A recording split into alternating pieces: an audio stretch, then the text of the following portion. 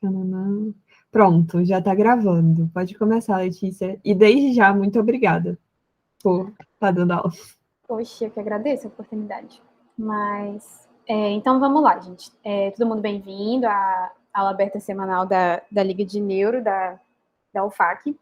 Então, começando assim, primeiras coisas, eu falo muito rápido, então, não é porque eu sou muito inteligente, não, é porque eu sou muito mineira mesmo. Então, se eu estiver falando no ritmo assim que não dá para entender, pode me avisar e eu diminuo o ritmo para a gente seguir no mesmo ritmo.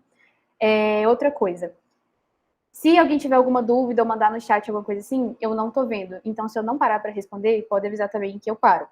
E aí, falando já sobre o tema da nossa aula, que é alterações do nível de consciência e o coma, mais especificamente. É um tema muito amplo, eu achei assim que é bem abrangente. Então, eu selecionei algumas partes principais para abordar. E aí, se ficar alguma coisa assim que alguém não entendeu, ou tem uma dúvida nisso, a gente pode responder no final. Aí os meninos da Liga estão aí para me ajudar nesse aspecto. Mas vamos lá, então.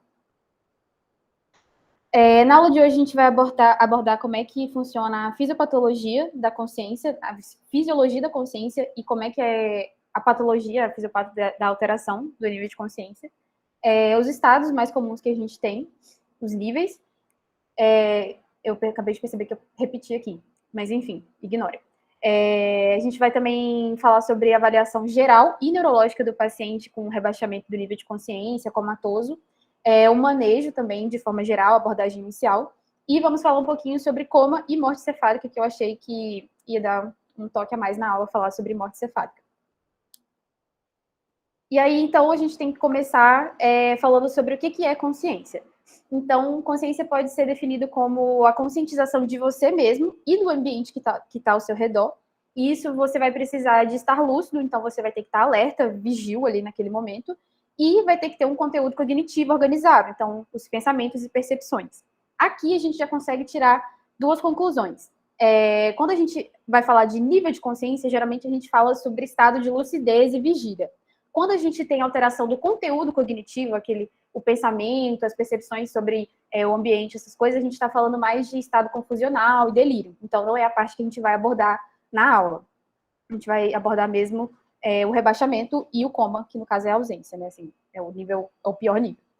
E aí a gente tem que saber que a consciência, o processo da consciência, ele é resultante de várias áreas cerebrais, não é de um local em específico, mas o mais importante, assim, é o sistema ativador reticular ascendente. Nós vamos explicar certinho isso também mais na frente. E aí a gente tem que saber que das alterações do nível de consciência, apesar da gente falar muito dos distúrbios neurológicos aqui, a maioria dos casos não são de origem neurológica. Geralmente é um caso sistêmico, metabólico, e aí, só para a gente saber, assim, a gente fala muito da parte neurológica aqui, mas não é o mais comum a gente ver. A maioria das causas são não estruturais, não neurológicas. Tá, e aí, dentro da consciência, a gente então tem dois polos. O polo é o alerta, o estado mais vigil da consciência, que é o que a gente espera que todo mundo esteja agora, prestando atenção, acordado.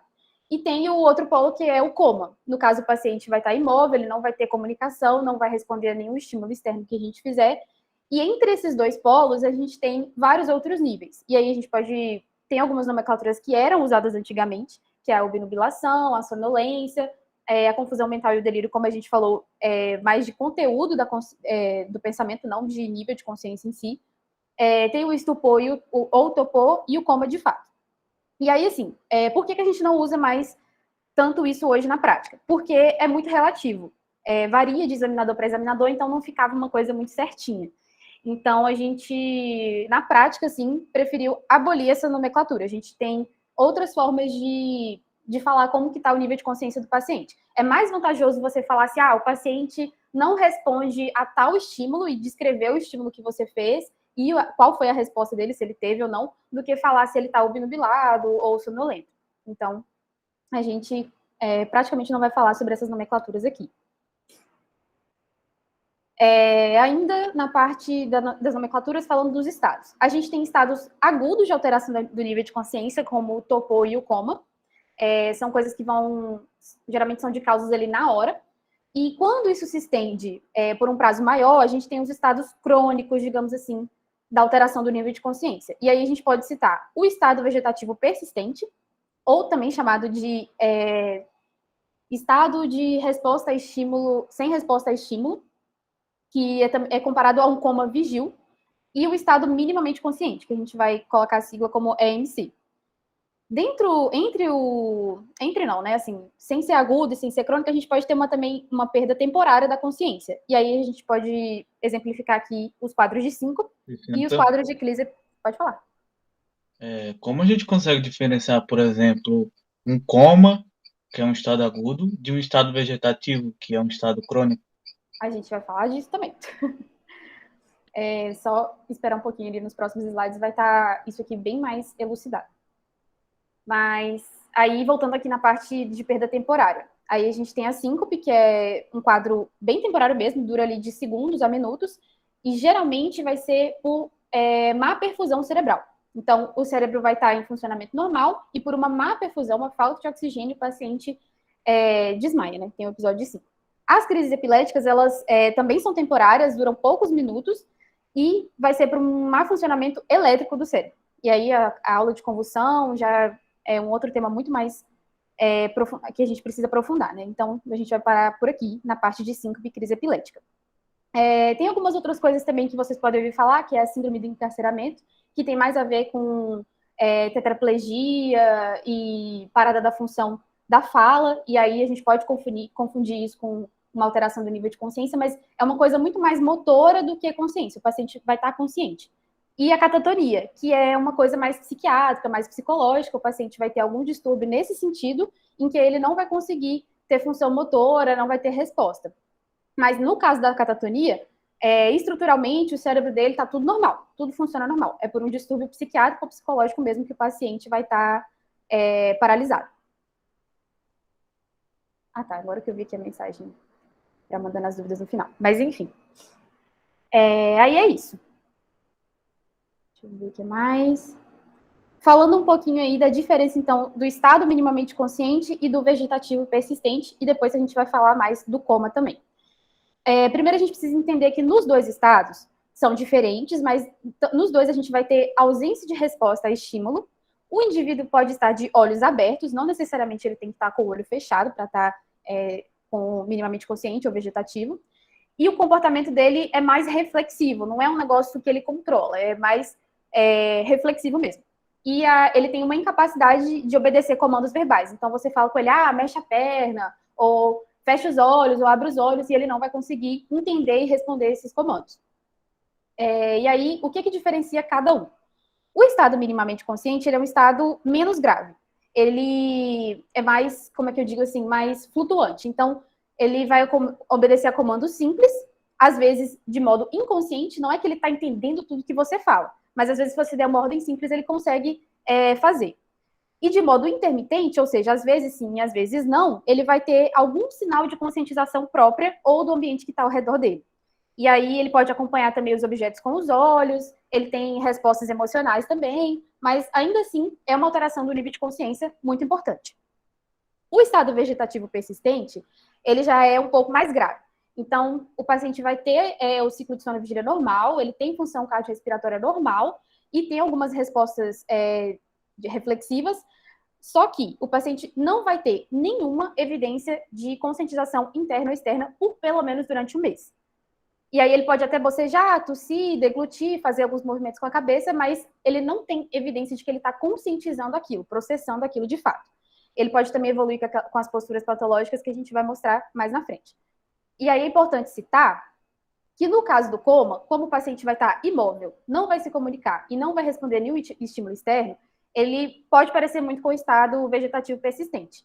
E aí, pelo que eu li, assim, o que eu entendi, ele vai diferenciar basicamente no tempo. Que o coma ele não vai durar tanto tempo assim. O coma ele pode evoluir para um estado vegetativo persistente. Deu para entender? Deu sim, obrigado. Deu sim. E aí, vamos seguir então. A respeito da fisiologia da consciência, então. Tudo começa com o que a gente vai chamar de formação reticular. E aí, o que é essa formação reticular? É uma agregação de neurônios de tamanhos e tipos diferentes que vão ocupar, basicamente, o tronco encefálico.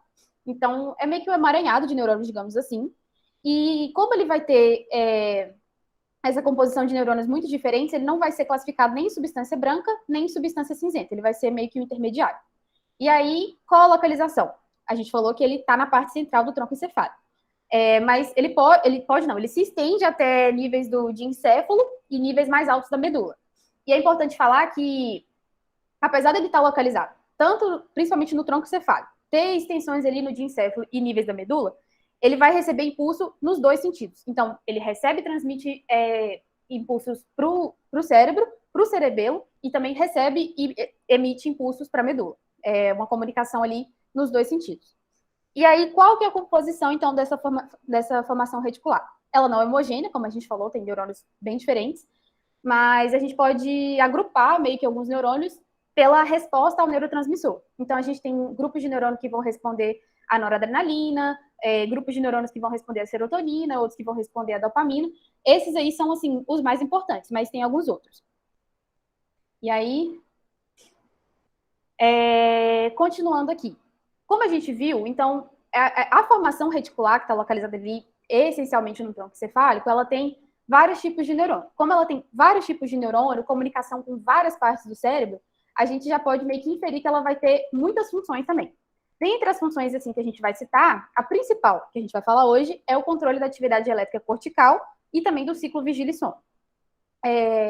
Mas a gente pode ter controle referente da sensibilidade da dor, motricidade, sistema nervoso autônomo, controle neuroendócrino e também alguns reflexos ali respiratórios e vasomotores.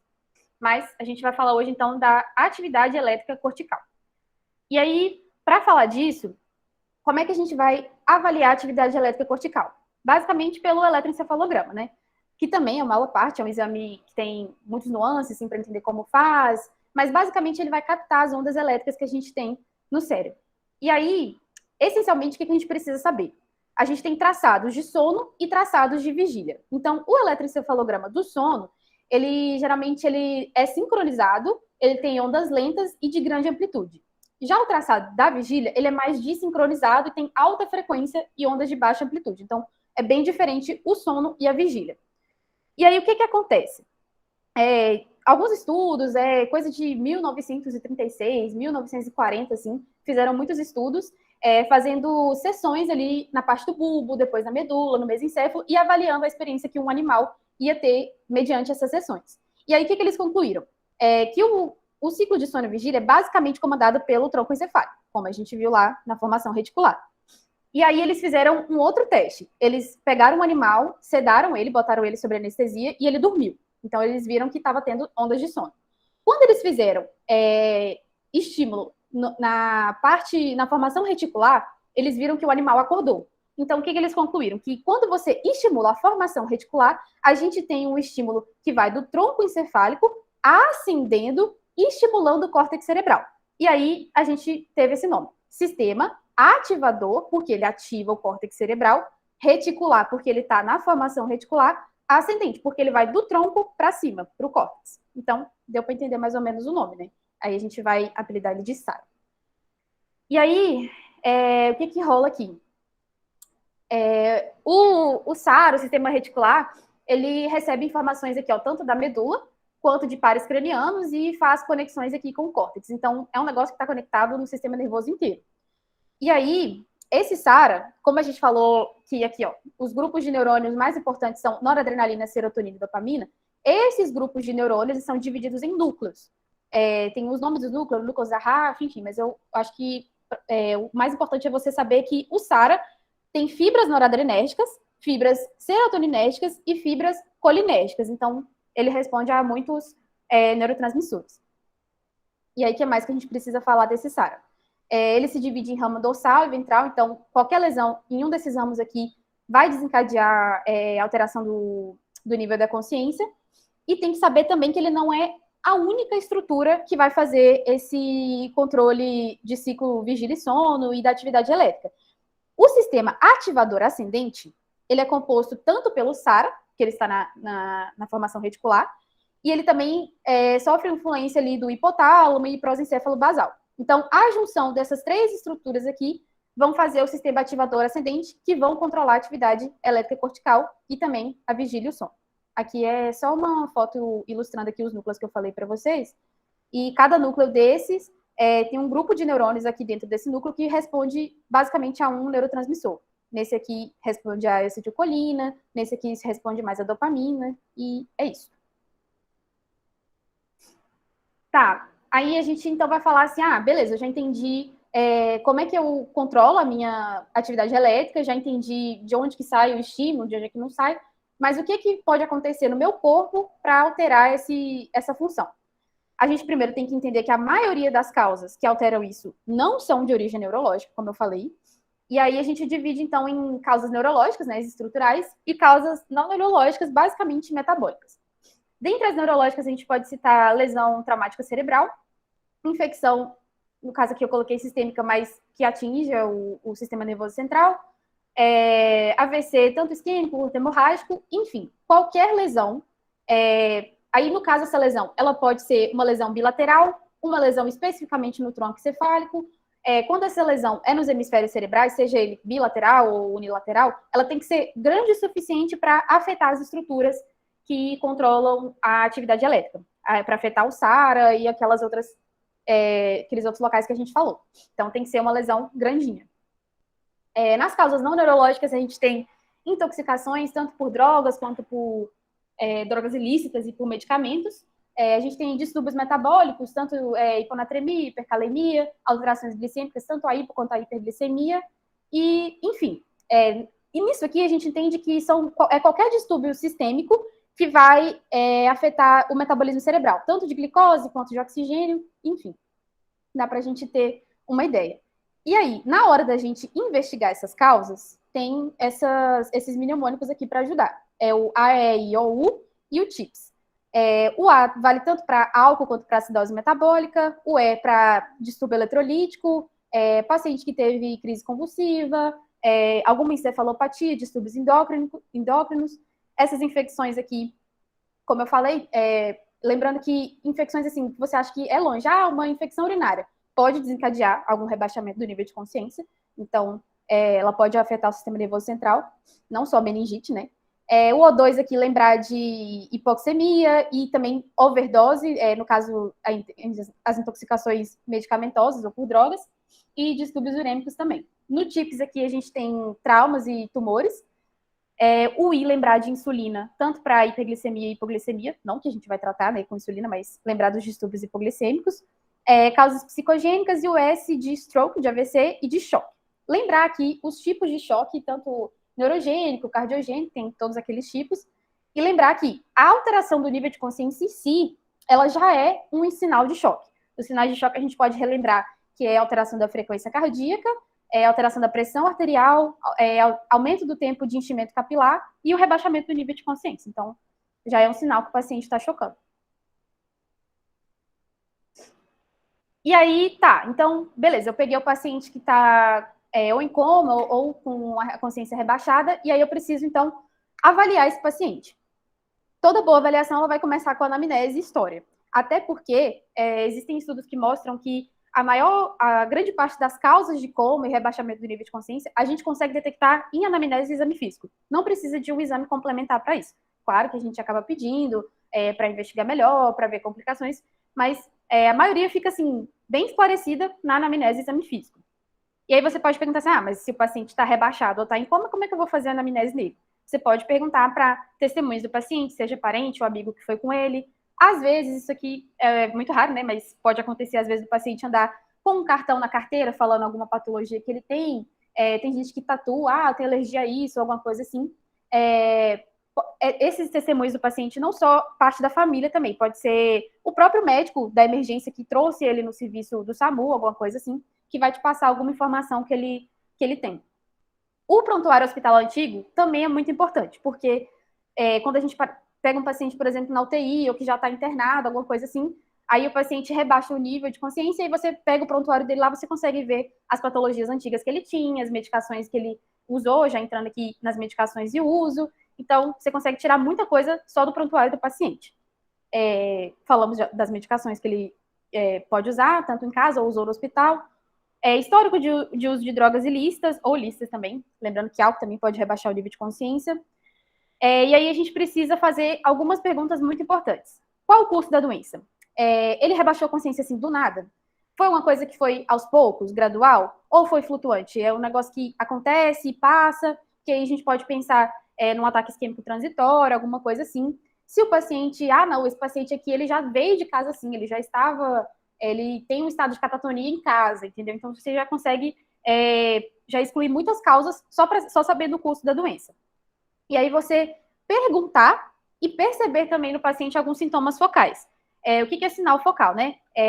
Sinal neurológico, basicamente. Você pode ver se ele está com uma hemiparesia, ou perguntar, né, para o próprio paciente, porque às vezes o paciente chega com uma queixa de que rebaixou e depois voltou, então ele já está conversando com você normal. Aí você pode perguntar, teve alguma alteração ocular, tipo assim, diplopia, viu as coisas duplicadas, teve alguma aura na visão, alguma coisa assim? Então você já pode também excluir algumas outras causas.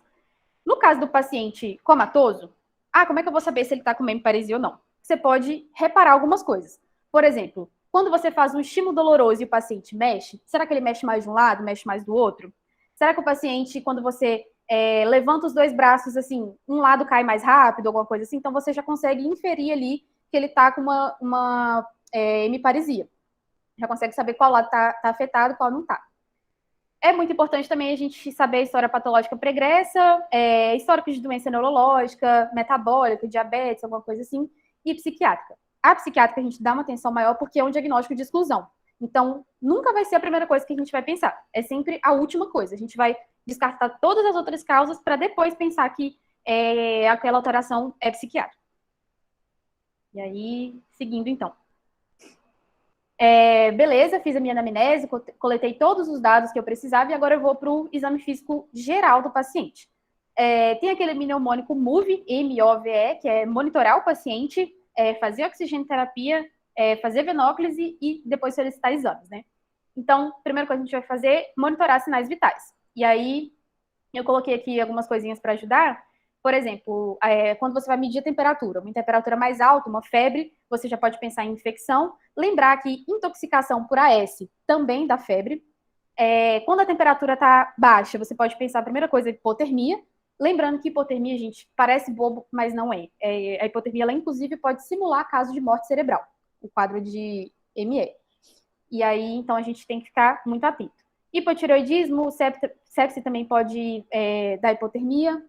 No caso, a pressão arterial, uma pressão aumentada, você já pensa em intoxicação por outras coisas, por exemplo, cocaína, um quadro de AVC isquêmico, hemorragia subaracnoide e hipertensão intracraniana. A gente vai falar sobre sinais de hipertensão craniana também mais na frente.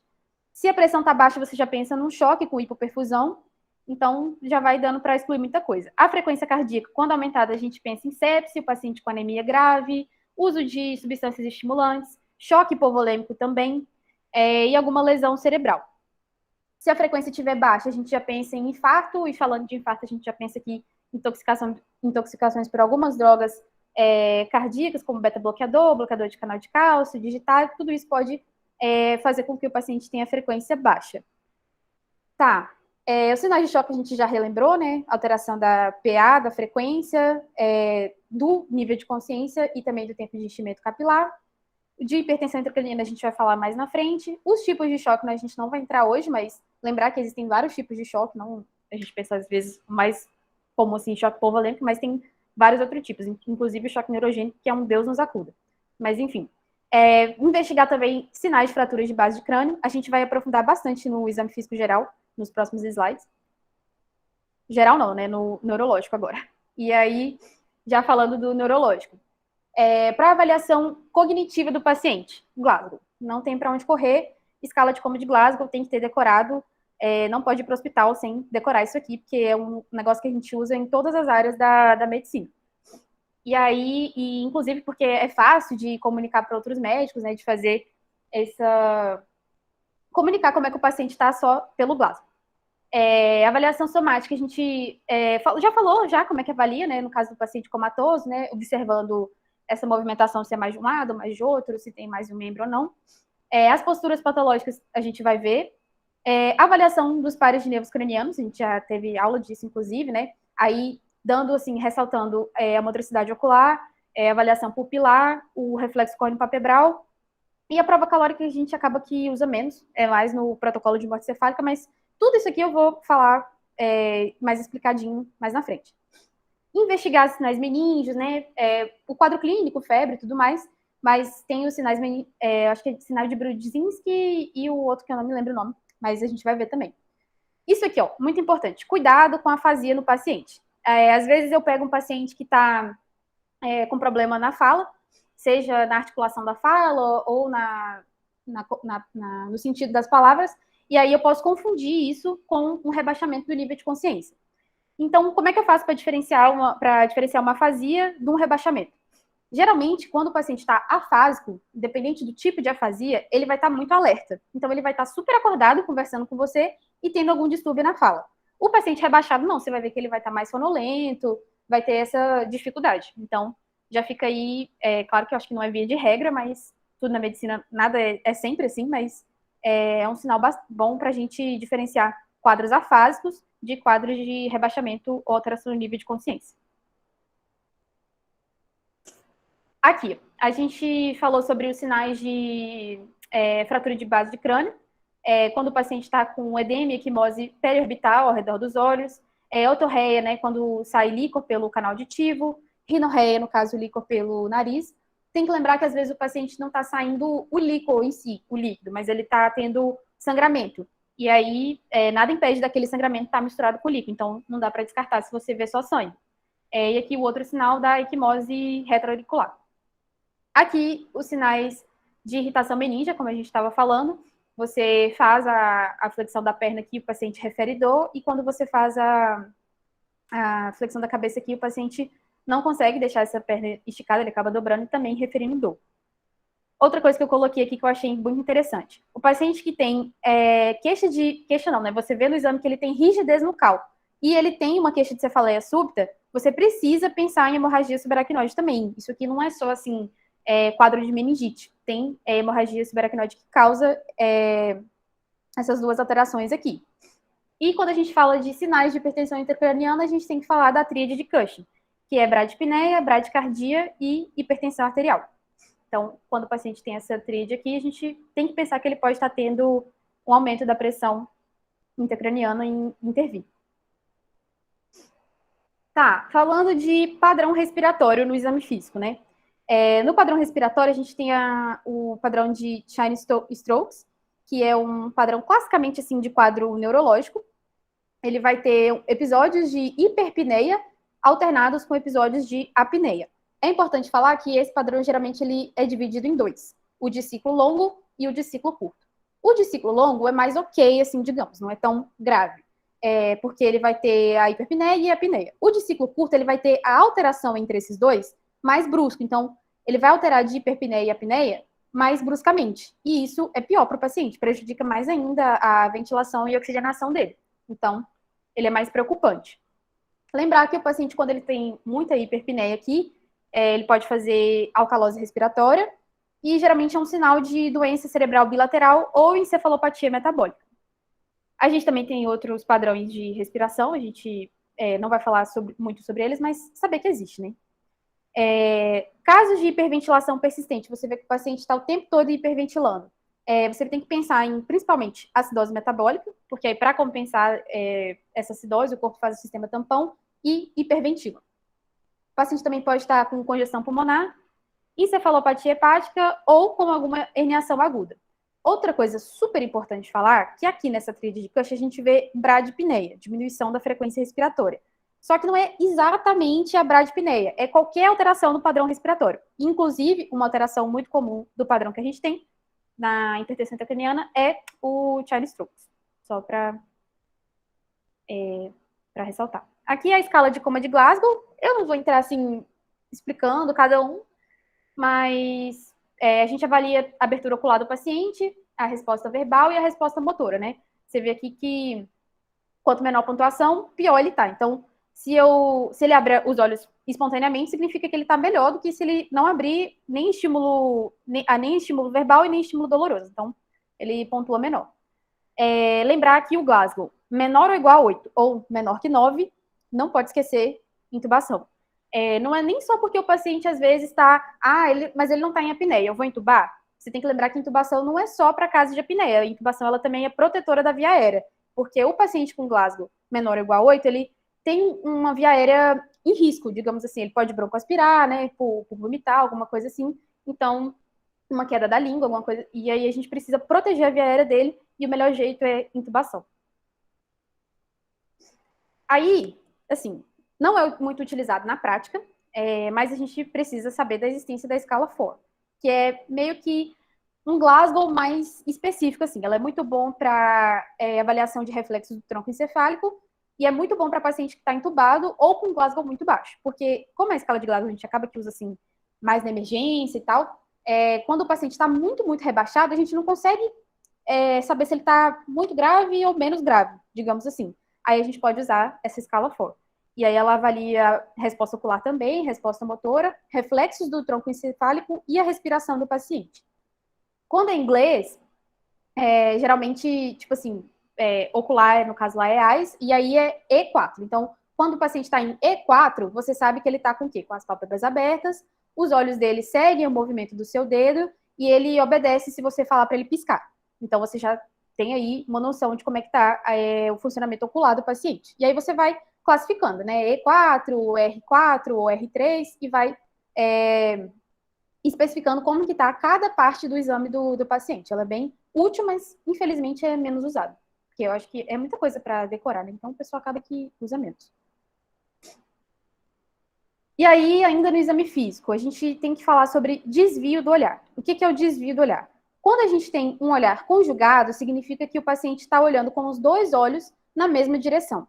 Então, se eu tenho um desvio conjugado para longe dos membros hemiparéticos, vamos supor que eu estou com uma hemiparesia no meu lado direito. Os meus dois olhos estão olhando conjugados para o meu lado esquerdo. Isso significa o quê? Não é que é bater o martelo, mas é um grande indicativo de lesão cerebral no lado para o qual os olhos estão olhando. Então, suponhamos que esse indivíduo aqui esteja com uma hemiparesia desse lado. Como ele está olhando para esse lado, aí a gente vê aqui que tem uma lesão bem grande do lado que ele está olhando, para o lado que ele vai olhar. Quando ele está com o olhar desviado para o membro parético, a gente já pensa em uma lesão pontina, consequência de uma crise epilética, alguma coisa assim. E quando o paciente está em repouso, com o olhar desconjugado, ou seja, cada olho está olhando numa direção, geralmente é uma causa mais oftalmológica mesmo, não é assim uma lesão central. Mas eu vi em um livro que isso varia. Pode ser que o paciente ou esteja só com essa causa oftalmológica ou seja uma lesão muito grave no tronco cefálico, entendeu? Então pode ser que ou nos nervos, nos pares cranianos o oculomotor, o abducente e aquele troclear, ou então uma lesão no tronco. Então é meio que 8 ou 80. Não dá pra gente tirar o diagnóstico só disso. Outro reflexo importantíssimo que a gente tem é o óculo cefálico. A gente vai pegar a cabeça do paciente e vai virar para um lado e para o outro. Quando você vira para esse lado, vamos supor, se o paciente estiver com a resposta normal, o ideal é que o paciente ele fixe os olhos numa direção só, porque se o sistema vestibular, o tronco encefálico e os músculos oculares dele estiverem ok, a gente tem uma centralização do olhar. Então, mesmo que você vire a cabeça, o seu sistema vestibular vai informar para o seu cérebro que você virou a cabeça e o seu cérebro vai informar para os seus músculos oculares, tipo assim, que ó, ele virou a cabeça, mas ele continua olhando para um lado só. Então, a gente tem que ajeitar esse olho. E aí, o olho dele vai permanecer centralizado. Quando eu não tenho esse arco reflexo aqui funcionando bem, a gente tem o que a gente chama de olhos de boneca, porque a gente vai virar a cabeça do paciente e o olhar vai seguir junto com a cabeça, como se ele não estivesse focando em nada, não tivesse resposta. Então, é um reflexo muito importante. Lembrar que se o paciente tem lesão cervical, pelo amor de Deus, a gente não vai fazer isso aqui, né? Porque a gente vai manipular a cervical dele aqui, então se ele tiver lesão, piorou tudo. Aí, nossa senhora, aqui é a avaliação pupilar. É muita coisa, gente, mas vamos lembrar que na avaliação pupilar a gente tem que verificar a lisocoria, a gente tem que verificar midríase ou miose e verificar se tem resposta fotorreativa ou não nas pupilas. E aí eu coloquei algumas coisas aqui para dar uma ajudada. Por exemplo, doenças metabólicas, geralmente o paciente não vai ter lisocoria, então as pupilas deles vai estar igual, e não vai ter uma pupila fixa, né, uma pupila não reativa. Então o paciente pode estar com a pupila ou dilatada, ou como fala? Ou dilatada ou contraída, mas não vai estar anisocórica e vai ter a resposta fotorreativa. Quando eu tenho um paciente com pupila dilatada e fixa, geralmente após anoxia-isquemia, que é o quê? A isquemia por falta de oxigênio. E aí, ó, é um mau sinal prognóstico. O que a gente pode fazer para decorar, assim? Geralmente, quando a gente tem morte encefálica, o paciente está com a pupila dilatada e sem fotorreação. Então, lembrar que quando eu tenho isso, mesmo que o paciente não esteja em morte encefálica, já é um mau prognóstico. Lembrar que medicamentos anticolinérgicos, antiparkinsonianos e tal, você pega um idoso assim, você tem que desconfiar, porque eles vão abolir a fotorreatividade das pupilas. Hipotermia, como eu falei, é um quadro que a gente não pode só falar assim, o paciente está com frio, não é nada demais. Não, é muito importante. Geralmente ele não vai dar nenhuma midríase ou miose, nem anisocoria, o paciente não vai ter a fotorreatividade e pode simular um quadro de morte cerebral. Quando o paciente passou por crise epilética, isso aí eu vi várias coisas, inclusive é bem variável, mas geralmente vai ter dilatação pupilar unilateral ou bilateral e não vai ter também fotorreatividade. E nos casos de intoxicação por opioide, que é muito comum isso aqui, o paciente vai estar em miose intensa e vai ser fotorreativa. O problema é que vai ser assim, uma fotorreatividade a um estímulo muito grande de luz. Então você precisa de uma luz muito forte para ver a pupila dele reagindo. Mas vai ter. E aqui eu coloquei de acordo com o local da lesão. Mas é isso, tá ilustrado aí. Acho que vendo assim fica mais fácil. Aqui, por exemplo, uma lesão pontina, né? Lembrar de pontina, pontiforme, as pupilas vão estar em miose. E aí, é isso.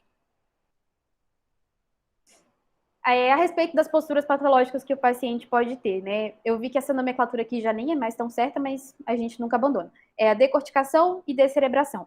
A decorticação, o paciente vai ter essa postura aqui, ó. Você vai ver que ele vai estar com os membros bem flexionados, hipertônicos, e pode ser que o paciente não esteja assim, mas depois que você fizer um estímulo doloroso, ele assuma essa postura.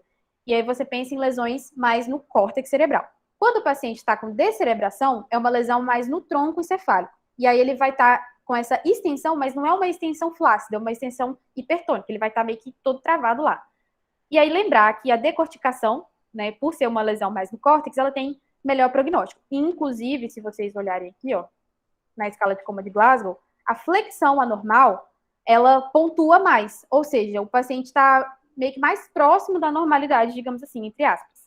Então, ela tem um prognóstico melhor. Opa, peraí. As duas posturas, né? Geralmente elas estão mais associadas à doença hemisférica cerebral, encefalopatia hipóxico-isquêmica ou alguma encefalopatia metabólica. E acho que... um negócio que eu usei, assim, para decorar, né? Só para quem tem problema de memória que nem eu, assim, é muito bom essas diquinhas, né? Mas decorticação, lembrar que o córtex é responsável mais para movimentos motores, assim. Então, o paciente vai estar em flexão, né? Eu decorei desse jeito, mas é isso. Exames complementares, então. Eu peguei uma paciente com rebaixamento do nível de consciência ou comatoso, fiz a minha anamnese com quem tinha que fazer, fiz o meu exame físico geral, fiz o meu exame físico neurológico, e aí, às vezes eu não consegui chegar em nenhuma suspeita, assim, de causa, ou cheguei em algumas suspeitas, mas preciso excluir outras coisas. O que eu posso pedir? Glicemia, à beira-leito, né, para saber se o paciente está hipo ou hiperglicêmico, perfil metabólico, dosagem de eletrólitos, o hemograma completo, dosagem de plaqueta junto, EAS também pode fornecer informação para a gente, e eletrocardiograma para a gente investigar alguma patologia cardiológica, infarto, alguma coisa assim. Aqui, ó, TC de crânio e ressonância são exames de imagem. E aí, assim, no livro fala assim, sempre solicitar quando não houver nenhuma outra explicação para o coma. Mas muito complicado isso. Acaba que mesmo quando a gente tem a explicação, a gente pede, né, para afastar outras coisas, mas de pior prognóstico. A radiografia é mais, assim, casos de urgência e emergência, tipo, o paciente chegou com história de trauma e você vai investigar um hemotórax, um pneumotórax hipertensivo, alguma coisa que vai influenciar no metabolismo dele. O eletroencefalograma não é um exame que a gente pede, assim, na urgência e emergência, mas existe, né? E eu não sei aqui onde faz, mas a gente pode pedir. E lembrar que o padrão de onda no coma metabólico sempre vai ser anormal. E aí é um negócio mais complicado, a punção lombar. eu vi falando assim, ó, punção lombar depois do exame de imagem, exceto se suspeita de meningite. Então, assim, o ideal é que você faça primeiro o exame de imagem, descarte, né, alguma causa estrutural ou hipertensão intracraniana e depois faça a punção se preciso. Só que quando você tem uma suspeita de meningite, a mais comum, que é bacteriana, por exemplo, ela não raramente vai ter alguma alteração na TC, então não tem por que você fazer a TC antes. Só que aí que tá, porque se o paciente tiver algum sinal focal ou tiver o próprio rebaixamento de nível de consciência, o ideal é você fazer a TC antes, porque ele pode estar com esse sinal focal e rebaixamento por causa de uma hipertensão intracraniana. E aí, se você faz a punção, você piora tudo. Então, eu acho que, de modo geral, assim, sempre que tiver rebaixamento, faz a TC antes para não correr o risco. Gasometria arterial para investigar aqueles distúrbios ácido básicos que a gente tinha falado. E aí, vamos para o manejo. Tem em mente que alteração do nível de consciência não é uma doença específica, então ela não vai ter exames específicos, ela não vai ter um tratamento específico, porque ela não é uma patologia, ela é uma apresentação clínica, é uma manifestação de alguma outra coisa que o paciente tem. Então, de modo bem geral, o que a gente pode fazer para ajudar esse paciente? Fazer oxigenoterapia, manter a saturação ali de 96%, lembrar que a saturação muito alta também não é bom para o paciente. Fazer o ABCDE do trauma, verificar, né, vias aéreas, ventilação, circulação do paciente. Fazer sempre a escala de coma de Glasgow e outros exames que forem precisos, você também já solicita. Glasgow menor que 9, sempre entubar, igual a gente falou, tanto para proteger a via aérea quanto para caso de apneia. Se o paciente tiver hipotenso, a pressão arterial média menor que 70, geralmente a gente trata com volume e vasopressor. E se ele tiver hipertenso, a PA média maior que 130, se você estiver desconfiando que ele tem hipertensão intracraniana, você evita medicamento vasodilatador. Aí você pensa assim, mas nitroprusiato, que é o que eu uso na hipertensão, na emergência e urgência, assim, é um vasodilatador, então eu uso. Evita. Não é que você não pode, mas evita. Por quê? O nitroprusiato, ele tem uma preferência por fazer vasodilatação arterial. E aí, se você tiver um paciente com hipertensão intracraniana, você já cagou tudo. Então, um medicamento que eu vi que eles usam bastante é o Tridil, que até piora a hipertensão intracraniana, mas piora menos, digamos assim. No livro eu vi falando de labetalol, mas eu acho que no Brasil nem tem, então não coloquei. Aí, ainda dentro do manejo, se o paciente tiver hipoglicêmico, eu até vi sobre dextrose, mas eu acho que o que usa mesmo é glicose, soro glicosado a 50% e tiamina. A questão aqui é que você nunca pode dar glicose sozinho, senão ele pode dar uma síndrome de, acho que é Wernicke-Korsakoff, alguma coisa assim. Então, sempre fazer glicose e tiamina juntos. Se caso você estiver desconfiando de intoxicação, você usar os antídotos, os mais comuns aí, para o opioide, a naloxona, nessa dose aqui. E aí você, assim, tem que falando lá, repetido a cada 2 ou 3 minutos. Não é que você vai ficar dando sempre para o paciente. Você vai dar a dose até o paciente voltar. No máximo até 10 miligramas. O benzodiazepínico, o reversor é o flumazenil. Do mesmo jeito também, repetindo até o paciente voltar. Aí um negócio assim que eu uso para decorar também. O benzodiazepínico, o principal que a gente vê assim é Rivotril. Rivotril rima com flumazenil. E outra coisa, a naloxona. O nome comercial da naloxona, eu acho que é alguma coisa com narco. E lembrar que narco tem a ver com opioide, opiáceo. Então, já dá para lembrar aí naloxona, narco, opioide, já dá para fazer uma associação aí. Bem fajuta, mas dá. E aí a gente vai falar, ninguém aguenta mais, eu já sei, vamos falar rapidinho então sobre coma. É um estado de perda da consciência, muito parecido assim, ao olho nu, ele parece com o sono, mas por que ele não é o sono? Primeiro porque o sono é um negócio fisiológico, é uma coisa normal, todo mundo precisa dormir, e o coma não, ele já vai ser decorrente de algum déficit neurológico. E lembrar que ele não é prontamente revertido, porque o paciente que está dormindo, você acorda, balança ele ou chama ele, ele acorda. No coma, ele não vai ter essa resposta. Diferente também do sono, ele vai ter uma taxa metabólica cerebral de oxigênio, a captação cerebral de oxigênio diminuída, e a atividade no eletroencefalograma, vai ser progressivamente mais lenta e atenuada. Eu poderia até colocar aqui uma foto de um eletroencefalograma do coma, só que eu vi que é muito variável e vai mudando de acordo com o nível, a profundidade do coma que o paciente está. Então, achei melhor não colocar. E aí, outra coisa importante, à medida que o coma eu já falei, né? À medida que o coma se aprofunda, muda o padrão do eletroencefalograma. Mas o modo como a progressão se estabelece também é variável. Outra coisa, paciente sedado e coma por lesão cerebral. Como é que eu diferencio? Porque o quadro é muito parecido.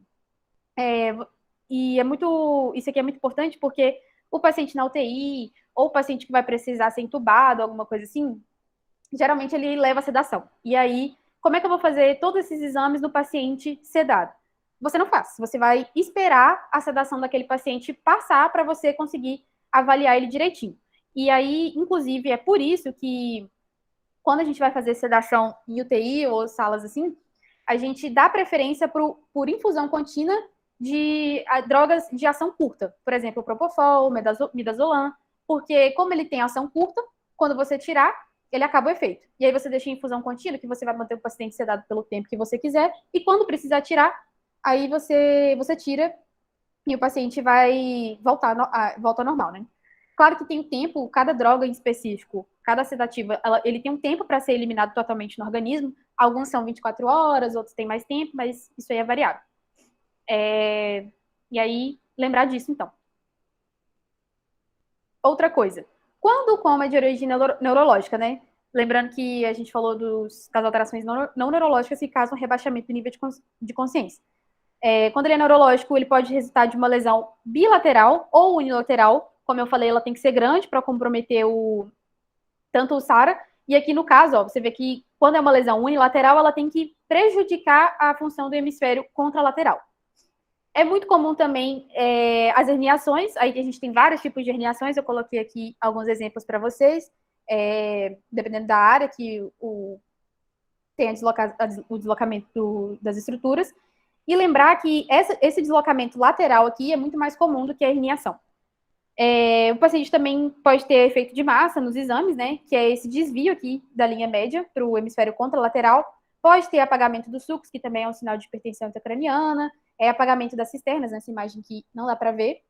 E pode ter compressão dos ventrículos também, que nessa imagem aqui, acho que dá para ver só aqui, né? Não sei se isso aqui é o finalzinho do ventrículo ou se é o ventrículo todo comprimido. Mas, enfim. A aula de TC é do Cauã. E aí, tá. Falando assim, então, sobre o coma ainda. O objetivo imediato, prevenir lesão secundária, né? Lesão adicional no sistema nervoso. E aí, para isso, para proteger o sistema, medidas neuroprotetoras, assim, do sistema nervoso central, a gente tem o quê? Corrigir hipotensão, hipoglicemia, hipercalemia, hipóxia, hipercapnia e hipertermia. A gente já viu mais ou menos como é que a gente trata cada uma dessas coisas, né? Então, assim, pegou o paciente em coma, proteger o sistema nervoso central dele. A escala de coma de Glasgow, empiricamente, eu vi que ela tem um valor preditivo nos casos de traumatismo encefálico. Então, assim, porque pode ter surgido aquela dúvida, né? O paciente que está em estado minimamente o EMC ou estado vegetativo persistente ou em coma, quando é que ele volta, né? Então, assim, isso aí tem muitos estudos que falam a respeito disso. Não tem, assim, causas definidas. Eu vou falar, o paciente que tem isso volta, o paciente que tem isso não volta. Não é bem assim. Mas um valor preditivo para casos de traumatismo é a escala de coma de Glasgow. Quanto melhor o Glasgow do paciente, mais chances de voltar ele tem. O coma, ele tem como consequências a morte encefálica, o estado vegetativo persistente, o EMC, e se o paciente voltar, né, ele pode ter déficit neurológico funcional em graus variados, pode ser um déficit muito grave ou um déficit leve, e ele pode também voltar ter recuperação neurológica completa sem nenhum tipo de déficit, o que é maravilhoso, né? E aí, geralmente os pacientes que sobrevivem ao coma apresentam graus variáveis de recuperação em 2 a 4 semanas. Então, é mais ou menos esse tempo. 2 a 4 semanas é para o paciente meio que voltar, digamos assim. Aí, beleza, não prestei atenção na aula, a aula foi muito chata, o que eu posso tirar dessa aula, assim, alguma coisa para decorar na vida? Algoritmo de abordagem inicial do paciente em coma, que é esse algoritmo aqui. É basicamente tudo que a gente falou, ó. Fazer o ABC, solicitar os exames que você precisa para investigar as causas, tá vendo que é o glicose, eletrólito, exatamente o que a gente tinha falado, fazer avaliação clínica, tanto da história quanto exame físico e semiologia neurológica. Aqui a gente viu que é os tratamentos, assim, que quando você não tem nada do paciente, você faz tudo isso aqui, que é o quê?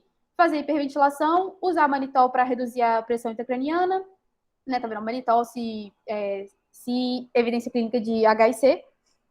No caso, a hiperventilação e o manitol são medidas para HIC. Fazer a tiamina com a glicose, a naloxona e o flumazenil, né? Tipo assim, que você não sabe qual que ele está intoxicado, você dá os 2 antídotos, né? Já que são as intoxicações mais comuns. E pode fazer lavagem gástrica com carvão ativado também. Se você estiver suspeitando de alguma outra intoxicação que não seja nem de opioide nem benzodiazepínico. ATC de crânio se suspeita de lesão estrutural, né? Sinal focal aqui na história ou sinal no exame físico. Aí depois, né, que você fizer tudo isso, que você tirar o paciente assim do crítico, você pode complementar a história clínica, entrar em contato com um parente, alguma coisa assim, ou fazer um exame físico mais aprofundado. Considerar o eletroencefalograma, porque, como eu falei, não é o exame que a gente pede sempre, assim, e a punção lombar, né? A punção lombar e a ressonância magnética, se você tiver disponível, que a gente sabe que tem um acesso mais difícil. E aí, beleza. Terminamos, então, vamos falar só do prognóstico para finalizar. Eu confesso assim, quando eu fui estudar, eu até me surpreendi, porque eu achei que o prognóstico fosse bem pior. Então, vamos lá. 1/3 dos pacientes em estado de vigília sem resposta voluntária a estímulos, esse estado de vigília sem resposta a estímulo nada mais é do que aquele estado vegetativo persistente. 1/3, então, vai morrer na UTI. E metade desses pacientes aqui que sobrevivem, eles vão recuperar a consciência, na verdade, os outros 2/3 vão recuperar a consciência até a alta da UTI. Então, é meio que bom, assim, né? Mais da metade vai recuperar a consciência. Mais de 80% dos pacientes que estavam em AMC, 3 a 6 meses depois da lesão, eles vão melhorar, e alguns deles podem evoluir, melhorar até sem déficit neurológico, sem capacidades. Lembrar que as lesões traumáticas, elas têm um prognóstico melhor do que lesões por hipóxia, né, por anoxemia, por falta de oxigênio.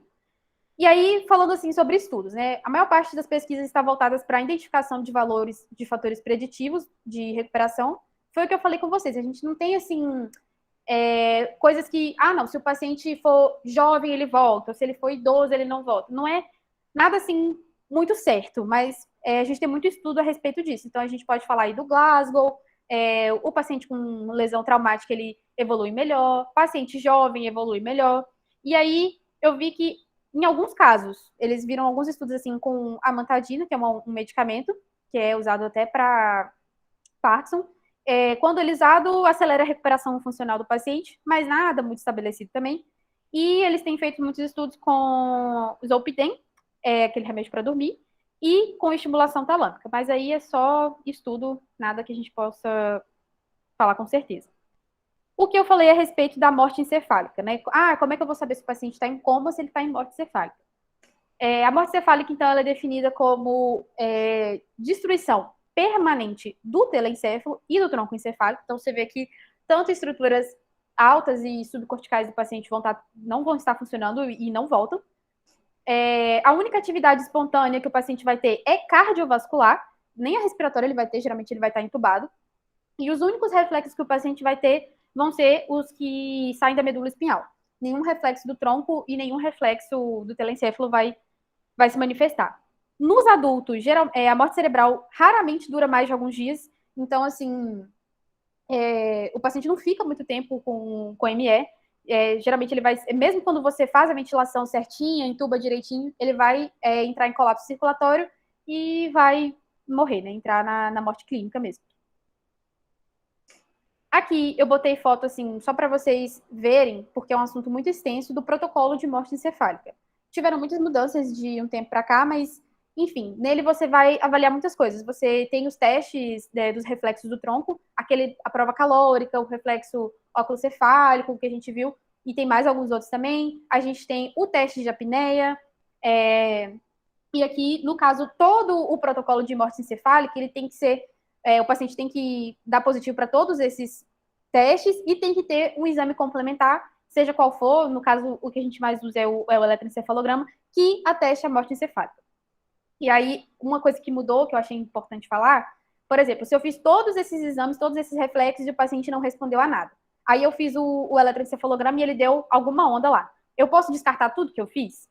Não. Antigamente você descartava. Você falava assim, não, se o paciente tem uma onda no eletroencefalograma, então todo esse protocolo aqui não é válido. Mas hoje em dia não é mais assim. A gente sabe que se ele tiver alguma alteração no exame complementar, a gente tem que repetir só o exame complementar, porque é mais um erro assim, de execução, talvez, do que do exame do protocolo. Outra coisa muito importante, médico que trabalha com transplante de órgãos não pode fazer esse protocolo, e você não precisa ser necessariamente neurologista ou neurocirurgião para fazer esse protocolo. Qualquer médico que estiver apto a fazer, tenha feito algum curso assim nesse sentido, pode aplicar esse protocolo de morte cefálica. E aí, as referências da aula. Se alguém tiver alguma dúvida, essa é a hora. Alguém, alguma coisa? Letícia, eu só vou te parabenizar, né, cara? Eu adorei a aula, assim. Eu tava anotando aqui, eu acho que depois eu vou tirar umas dúvidas contigo, mas ficou muito bom, assim, parabéns. E que bom, gente. obrigada por tirar esse tempo para dar essa aula pra gente. Que bom. Se alguém tiver alguma dúvida também que queira tirar no privado, alguma coisa assim, pode entrar em contato. Mas é isso. Finalizamos, então.